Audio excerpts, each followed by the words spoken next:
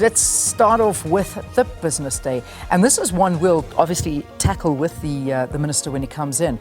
Minister Parks Tau, confident that AGOA inclusion will continue. And this is where they say the US and SA agree to revive that trade deal. So that's going to be one of the big talking points that we'll have with him. He said that the article says that the US and SA agreeing on reviving the bilateral trade and investment framework agreement governing trade relations between the two countries, trade, industry and competition, Parks Tau had to say. So that's the big story they have there. Then, of course, we've got the photograph on the front page. King Misizulu Zweletini at the official opening of the 7th administration of the KwaZulu-Natal legislature. That happened in Pietermaritzburg. This was all yesterday. Then Investec sequestrates estate. Murray was after over debt in an effort to recover nearly 500 million rand in debt from a company that had drawn the attention of the slain insolvency expert. Investec has won a court bid to put in control of trustees, the joint spousal estate of Michelle Singh, a former director of Big Business Innovations Group. There's an interesting one. Then pilots on a wing and prayer as ATNS review procedures. There's another one for you to look at. And then finally, Coronation warns water supply a risk to investment. That's a big worry, water supply. All right, let's move on to the next paper now, and that, of course, is The Star.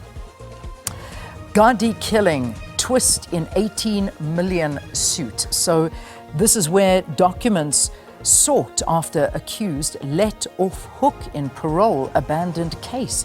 So this is the story of Hilary Gandhi, remember, that murder case, once again back in the spotlight after her family lodged court papers seeking to compel the Correctional Services Department to hand over certain documents and recording. This move is to ascertain whether the family's 18 million rand lawsuit against the department will continue. So that's their big story there.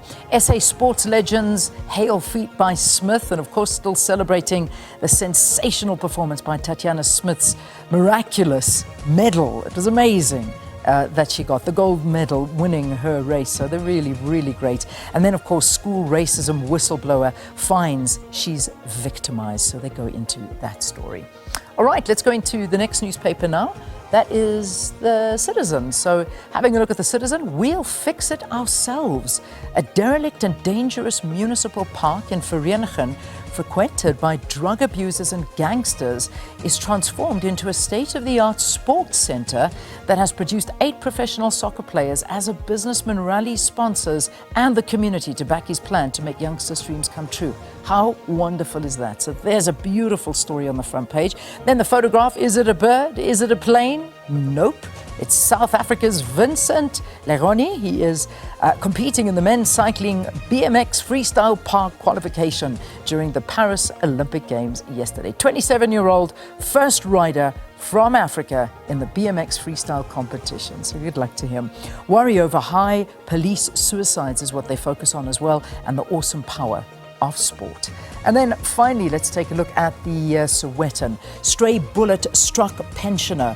Eyewitness recalls how man seeking to withdraw money was accidentally shot by a cash guard. Oh my goodness. And the gun was fired during an altercation between one security officer and local youth. What an awful story. And then, of course, 200 Rand prepaid electricity fee stays. That's according to Morero. And 2,000 babies born in South Africa daily. Remember, Stats SA coming out.